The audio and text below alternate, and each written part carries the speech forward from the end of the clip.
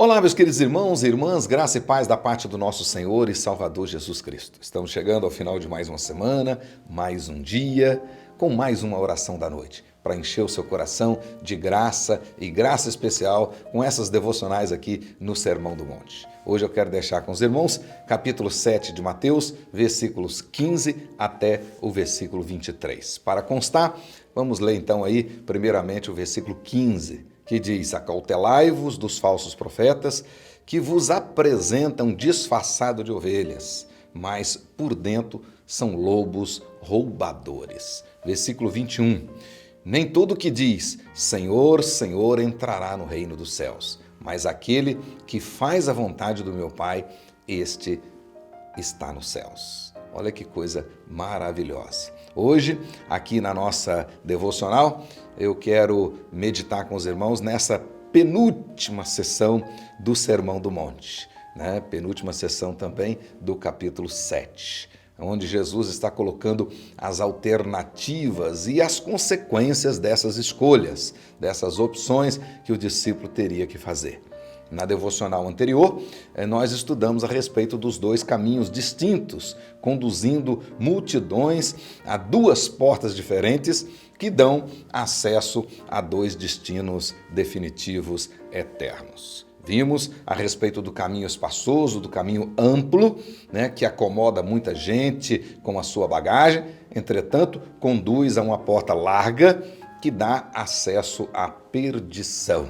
Ou seja, a condenação eterna, a perdição final, definitiva, a morte eterna. Mateus, capítulo 25, versículo 46. E conforme disse Jesus, infelizmente, muitas pessoas caminham a passos largos por essa estrada, rumo a essa porta. Depois, Jesus falou também do caminho do discipulado, ou seja, o caminho apertado, restritivo, o caminho de perseguição, o caminho de oposição, né, que conduz a uma porta estreita que dá acesso ao reino consumado, ou seja, a salvação eterna, a vida eterna. Essa porta é Jesus, tanto para o caminho do discipulado quanto para a vida eterna. Agora, a partir desse versículo 15, Jesus então vai usar a metáfora das duas árvores e os seus frutos para falar dos falsos e dos verdadeiros profetas. E também para deixar claro para os seus ouvintes, especialmente os seus discípulos, a respeito do resultado de se dar ouvidos, por exemplo, aos falsos profetas, né? Aqueles que estão aí andando fora do caminho do verdadeiro discipulado. As metáforas falam, conforme eu acabei de dizer, de falsos e verdadeiros profetas. E como identificá-los? E o que acontecerá no dia do julgamento com aqueles que deram ouvidos aos falsos profetas?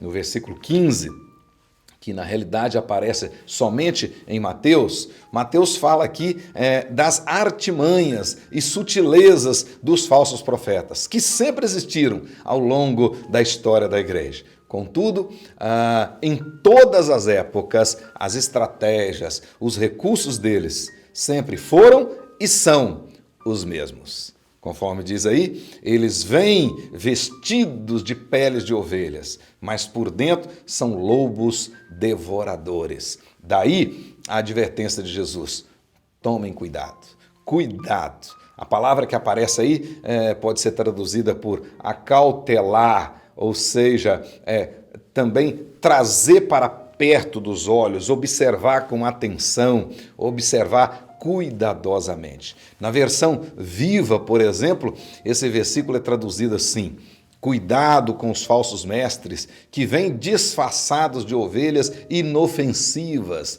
mas são lobos, vão despedaçar vocês. Na realidade, quem são os falsos profetas? Jesus, parece-me que a preocupação aqui dele não era nem nominá-los, mas sim distingui-los. Na realidade, poderiam ser aqui os fariseus, os escribas, os zelotes, dentre outros. Mas o que Jesus quer deixar claro aqui, na visão de Jesus aqui, o falso profeta, independente do grupo ou da escola que ele pertença, na realidade, Jesus vai dizer que ele se revela na prática. Os seus frutos são revelados na prática e mostram quem eles são. Por isso que aparece aí os versículos 16 e 20. 16, Jesus diz assim: pelos seus frutos os conhecereis. E no 20, assim, pelos seus frutos os conhecereis. Aliás, entre os judeus e também entre os gregos, de forma geral, na época de Jesus, existia um provérbio que dizia assim: conforme seja a raiz, assim será o fruto. Embora os verdadeiros pastores tenham o dever de proteger o rebanho, principalmente proteger o rebanho contra esses lobos, aqui, neste texto, explicitamente, Jesus está falando da obrigação de cada discípulo de prestar atenção, de estar mais atento e de não sair por aí ouvindo qualquer profeta, indo atrás de qualquer profecia. Nada disso. Se vocês observarem bem os versículos 16 até 20, Jesus admite que os falsos profetas podem enganar. E à primeira vista, eles usam de linguagem ortodoxa e até mesmo de alguma piedade bíblica. De fato, eles têm enganado e continuarão enganando muitas pessoas. Contudo, não poderão enganar por muito tempo.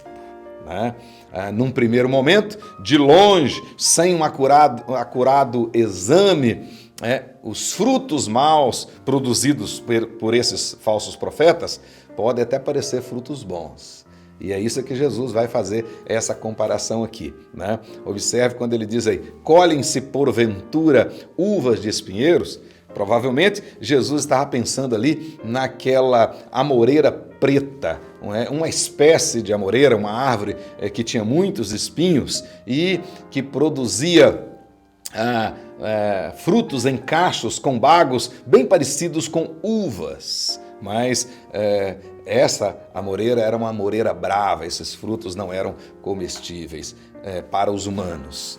Portanto, de longe podia até parecer uvas, mas um exame mais acurado, de perto, e experimentando inclusive o fruto, com certeza poderia ser constatado que não eram uvas. Por isso é que Jesus pergunta: porventura colhem-se uvas de espinheiros? Ou seja, pé de uvas tem espinho? Não tem.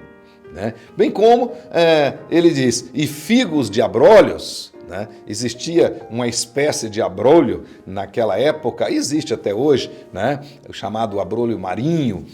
Existia também os cardos da vinha, que produziam frutos da mesma maneira. De longe parecia com figos, mas tanto os abrolhos quanto os cardos tinham muitos espinhos e na hora que chegavam perto, o fruto era outro.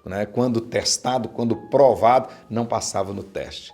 Por isso, a expressão aí no versículo 17 e 18, uma expressão aí semítica, para mostrar claramente que a árvore boa produz frutos bons, a árvore má produz frutos maus. Não tem jeito. Então, ao mesmo tempo que Jesus faz uma afirmação, ele também mostra uma lógica, ou seja, não é lógico uma árvore boa produzir frutos maus, e o contrário também. Por isso, os enganadores, os falsos profetas, poderão enganar apenas por um certo tempo, poderão fingir apenas um certo tempo. Na hora de provar os frutos, eles não passarão no teste. Ou seja, vai chegar um dia que o DNA deles será manifestado. É isso que Jesus está ensinando aqui. Jesus não fala de outros problemas desses falsos profetas, tais como causar no meio do povo falta de comunhão, falta de unidade, um serviço eficaz e também falta de prejudicar o testemunho. Mas nos versículos 21 até o versículo 23, Jesus vai deixar claro que aqueles que dão ouvidos a esses falsos profetas, esses não entrarão no reino consumado. Ou seja, não serão salvos. É isso que Jesus disse. Eu quero encerrar, então, deixando aqui 3 grandes verdades. A primeira delas é que há somente uma forma de demonstrar sinceridade, verdadeira piedade. E essa forma é prática, é na prática, né? Os frutos é que vão mostrar quem realmente é a árvore, né? E que tipo de árvore é. Segundo, a maior prova de amor é a obediência. O próprio Jesus vai deixar isso claro. Não adianta nada você fazer isso, aquilo, outro, etc. e não obedecer verdadeiramente. E por último, ninguém pode enganar a Deus. Deus vê o coração. Deus vê de longe. A visão de Deus de longe penetra os nossos pensamentos, o nosso coração. É por isso que nós devemos permanecer firmes, andando no caminho apertado, é verdade, mas Ele dará acesso à porta estreita que leva ao reino consumado. Que Deus abençoe você, abençoe a sua casa, abençoe a sua família e que possamos estar juntos no próximo encontro.